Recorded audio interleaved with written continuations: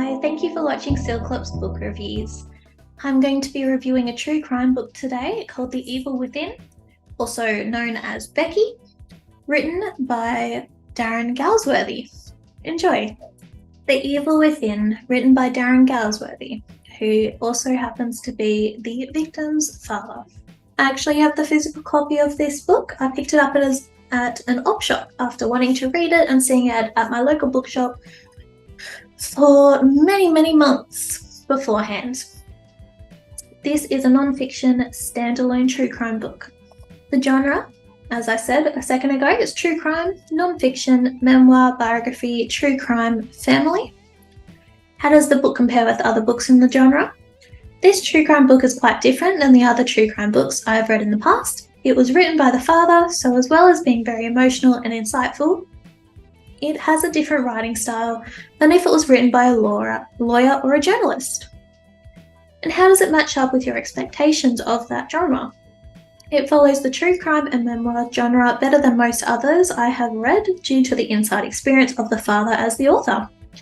The story is easy to read and understand, although it gave me the feeling of reading essays from high school, not in a bad way, but a familiar way. So a very easy to read writing style. The summary.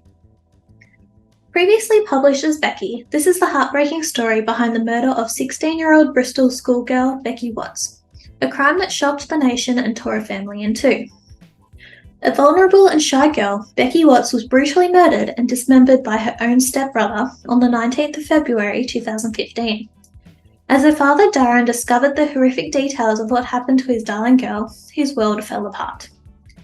Written about the darkest hours, Darren uncovers what Becky's relationship with her stepbrother Nathan, the child he had raised as his own son, was really like. He recalls the devastation of discovering the truth about the depravity with which Becky was torn from him in the safety of her own home. And he recounts the torment of the legal battle to see his stepson sentenced to life behind bars. Both heartfelt and haunting, searingly honest and unflinching, this is the ultimate story of a family tragedy. I wrote quite a bit in this spot here because I was trying to provide enough detail about the book, so keep in mind there are potential spoilers ahead. The plot and theme. Becky's father Darren begins by talking about the young life of Becky and her brother Danny. He explains his hard relationship with the children's mother Tanya and the battle he went through to watch the kids on the weekends. When Becky was 2 and Darren was 5, the kids were placed in foster care after it was discovered that Tanya was not looking after them sufficiently. At this point in time, Darren was living with Angie, who also looked after her 13-year-old son on the weekends.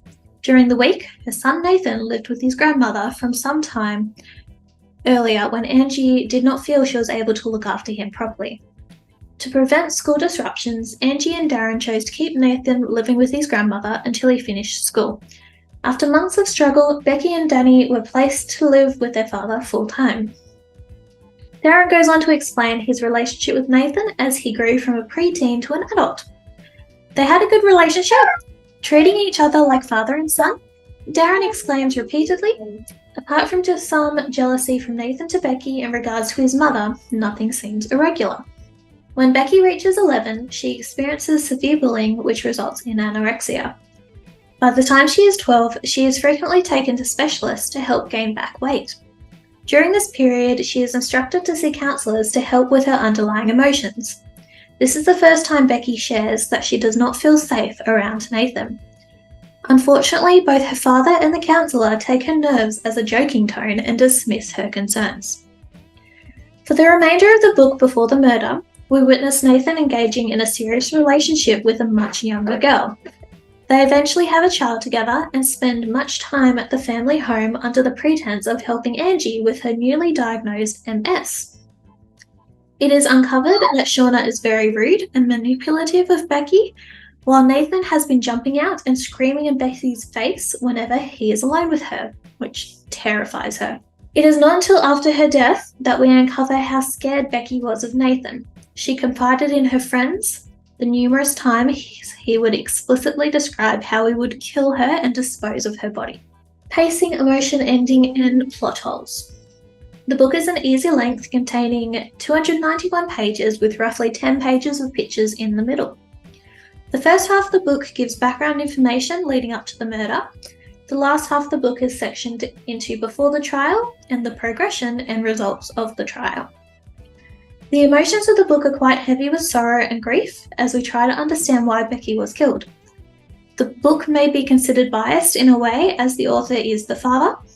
He paints a loving and wholesome family life, leaving out much which may have contributed to Becky's fate. He is also more inclined to show Becky in the best of light as his daughter. He frequently says how close his relationship is with his daughter, but no matter how close, teenagers keep secrets from their parents, especially those of the opposite sex. That is just my opinion there, thinking as devil's advocate there. The ending wraps up the trial and the sentences assigned to each of the guilty parties. I was shocked while the victim statements were read out to find that on February 19th, the day Becky was murdered, it was also her older brother Danny's birthday. So this was like a physical blow. I didn't think the event could get any worse, but then it did. This was a heartbreaking case, both worth the read to understand what the family went through.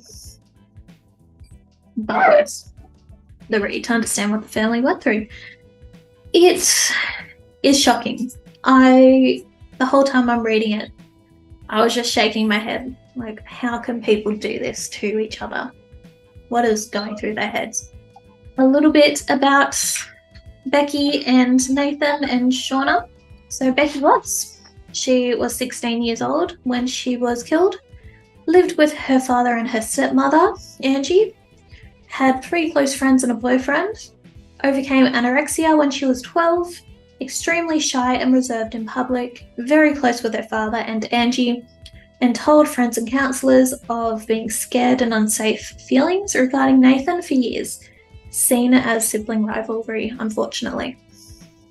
And then, next to Becky in the pink, we have 2 pictures of her, both of them on her father, Darren, and Angie, her stepmother's wedding day, which took place a year before her death. So she would have been 15 in these pictures. And then in between the pictures of her, we have her father, Darren, and her stepmother, Angie. And then underneath in the grey, we have Nathan and Shauna, his girlfriend. So Nathan was 27 when he killed Becky. Shauna was only 20. Parents to a young child, have been dating for roughly 6 years. So if you do the math there, that means they started dating when Nathan was 21 and Shauna was 14. So that right there is something to be concerned about. And Darren wrote throughout the book that he refused to let Shauna even in the house until she was legal in England back in 2015 or roughly, which meant she had to be 16. Nathan is the older step-brother to Becky by 11 years. Nathan has had disturbing interests in teenage girls for years, not just by dating Shauna, but before then. And he blames his actions on needing to teach Becky manners and respect. So pretty much he tries to blame the whole reason he killed her on that he thought she needed to be taught some respect and manners. That's his reasoning, apparently. Yeah. The recommendation. So this is an extremely easy to read true crime story that is still quite new, as the occurrence took place in 2015, not even 10 years ago. I enjoyed the relaxed writing style of Darren Galsworthy. I also liked how he began the first few chapters with an excerpt from the ongoing case. However, I can only imagine how difficult this would have been to relive while writing. The case was covered in great detail without the sometimes complex proceedings included. My review? I actually gave this book 4 out of 5 stars. I would recommend this book to those who are looking for a shorter, easier to read and understand true crime story. It is difficult to read though, so keep that in mind. However, it was very good flow, very easy to understand. And if you enjoy reading true crime books to try and understand how people can do some of the things they do, then I would definitely recommend giving this one a go. Thank you for watching my review on The Evil Within, sometimes or previously released as Becky, written by Darren Galsworthy. Let me know what you think. Bye.